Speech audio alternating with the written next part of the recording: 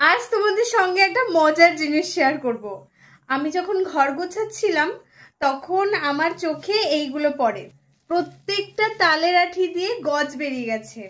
আমি এগুলো স্টোর করে রেখেছিলাম।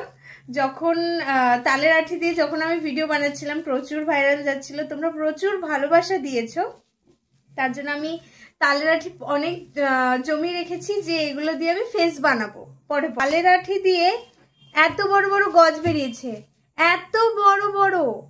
তারপরে আমার তো ভয় লেগে গেছে যে আমি যেগুলো দিয়ে রবীন্দ্রনাথ ঠাকুর, লোকনাথ ঠাকুর এগুলো সব ফেস বানিয়েছি ওগুলোর কি অবস্থা। বাক্সটার মধ্যে আমার সব জমানো রয়েছে, সব সম্পত্তি, তালের আঠির সম্পত্তি। তালের আঠির গজ কোথা দিয়ে না বেরিয়েছে।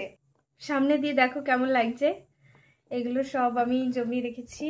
প্রথমেই দেখাই কবিগুরু রবীন্দ্রনাথ ঠাকুরের ফেসটা, যেটাতে তোমরা প্রচুর পরিমাণে ভালোবাসা দিয়েছো। এই যে রবীন্দ্রনাথ ঠাকুরের ফেসটা, আর এটা হচ্ছে পিছনটা।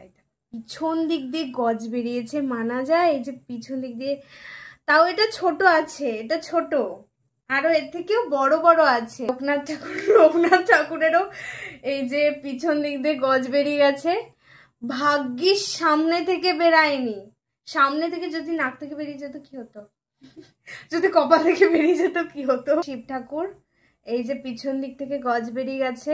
না, এটা বেরায়নি, না জানি খোপার মধ্যেও থাকতে পারে, এই খোপার মধ্যে দিয়েও বেরাতে পারে, কিন্তু আমি দেখতে পাচ্ছি না।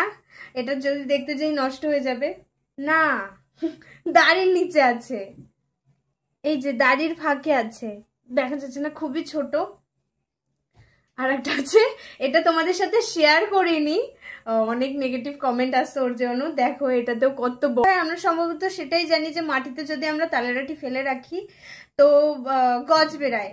আমি ধারণাই করতে পারিনি যে এরকম ভাবে স্টোর করে রাখবো, তার মধ্যে দিয়ে গজ বেরিয়ে যাবে মাটি জল ছাড়া। ঠাকুমার ঝুলি কার্টুনের এই ঠাকুমাকে তোমরা প্রচুর ভালোবাসা দিয়েছো এটিতেও।